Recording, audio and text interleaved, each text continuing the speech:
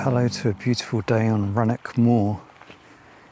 It's just south of Glencoe. It's a huge moorland area. And you can see behind me that that's a lochen, which is kind of like a small loch. And there's a few small islands within that lochen.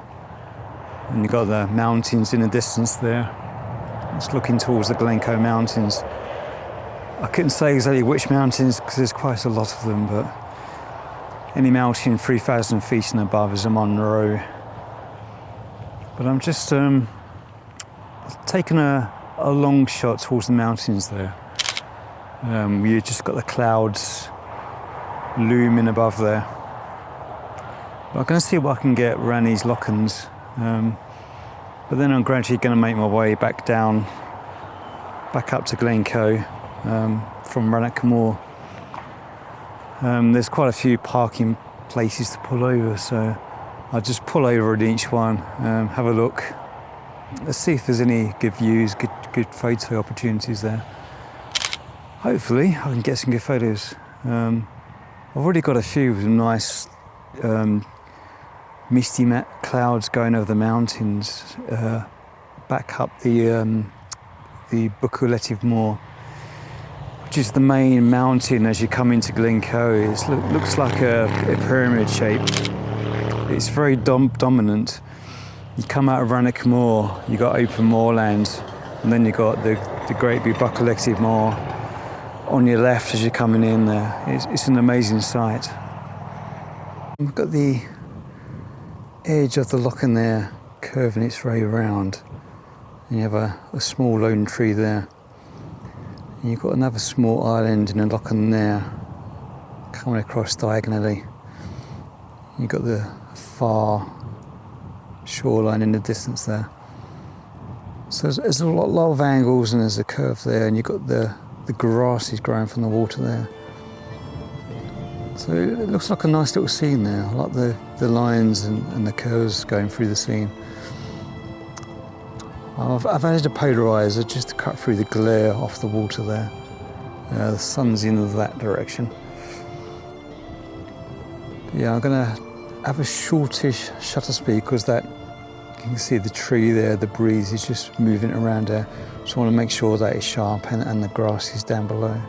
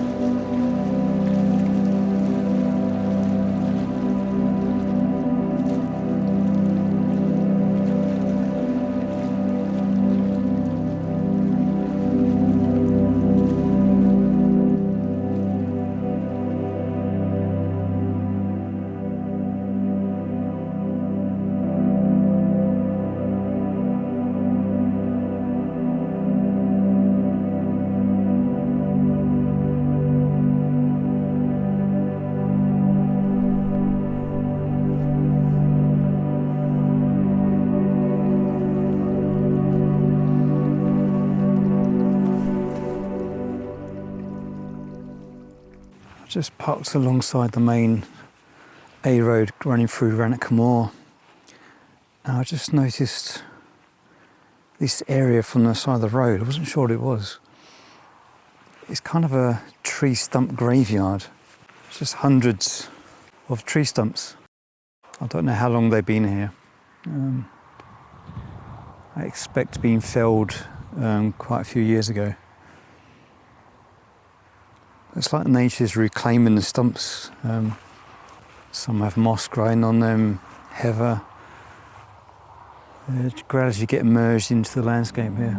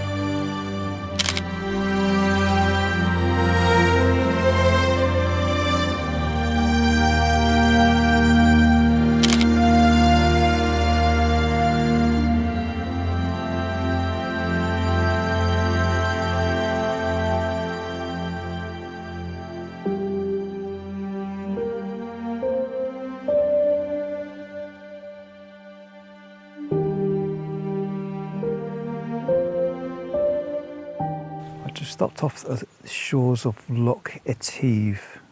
It's at the end of Glen Etive, which is about a 10-mile drive for a single track snaking road. It takes about half an hour.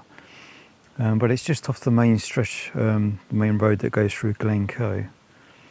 And I just set up my camera behind me here. And that's looking down towards Loch Etive. And there's some sort of misty clouds in the distance there, rolling across the distant mountains there. So I've done a panorama actually with the long lens, just going across the loch, right at the end of the loch there. But yeah, it's a typical Scottish moody day. There's got moody grey clouds up there, but you've got a bit of blue sky, so the weather's quite changeable. A little bit of a breeze, so I've upped the ISO to 400 if I'm including any grass or foliage in the shot. But zoomed right in to the end of the loch there, I'm okay with motion blur, so I just set it to ISO 100. I've done it with and without polarizer just to see what effect that makes. And I've also tried a shorter exposure and a longer exposure, smoothing out the water in the loch, just to see what effect I prefer.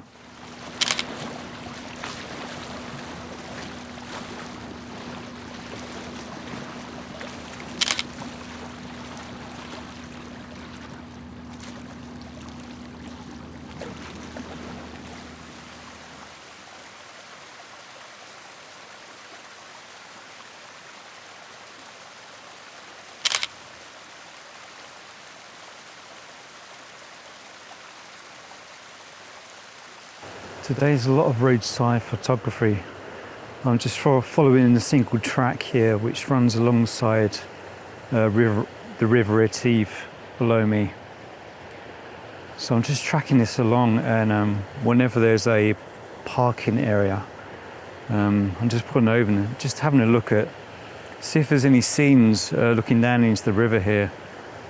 Because you have all these rocks and structures, and there's a little waterfall over there. So I'm just trying to pick out scenes, mainly using my long lens on the camera there. I hope you can hear me okay. The sound of the water is quite loud. I've just come down close to River Etive here, and there's a small cascade of waterfalls going alongside here. So I just put my camera down. I've got my 24 to 105 because I'm quite close. I don't need my long lens, but I'm just picking out scenes, looking at sort of where the water's coming down and the angles, and trying to compose it with the rocks in the scene. There's a lot of great detail in these rocks, so many different angles, different shapes. There's a lot you can do here. That's the main cascade there. You got coming down there.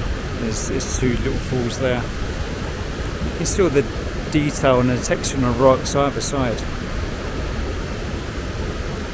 So it's just a game trying to pick out a composition there, see which works best. I'm going to try different shutter speeds as well, some quicker and some slower, and just to see which works best.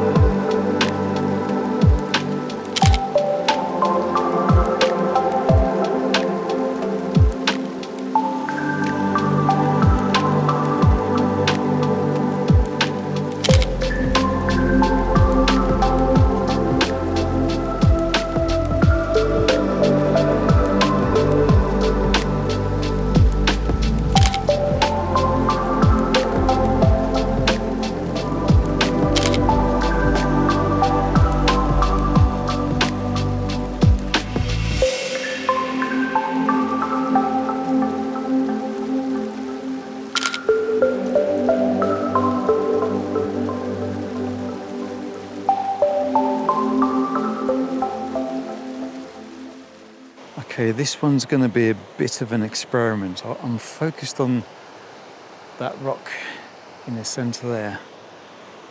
And you've got the river flowing and it's cascading over the smaller rocks in front of that main rock in the centre there. So I have a polarizer on just to cut through the water a bit and a 5-stop ND. I'm intentionally going for a longer exposure here to smooth out the water. I want to create an abstract shot with just that rock kind of floating in the middle there with the smoothed out water around it.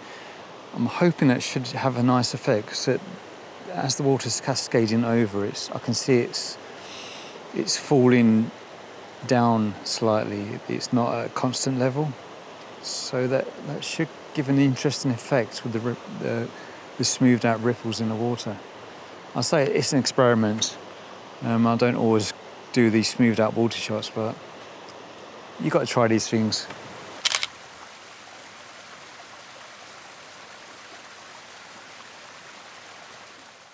I just come in the car, it's a bit quieter in here than being right down by the river. Yeah, I've got some interesting shots there. A variety of exposures and shutter speeds and crops, really experimenting. But there's definitely a few which I really liked, which are really abstract. Not what I planned to take, or I didn't even plan to photograph any waterfalls. I wasn't aware there wasn't any. I knew there's a river here, but I didn't know how big their cascades were.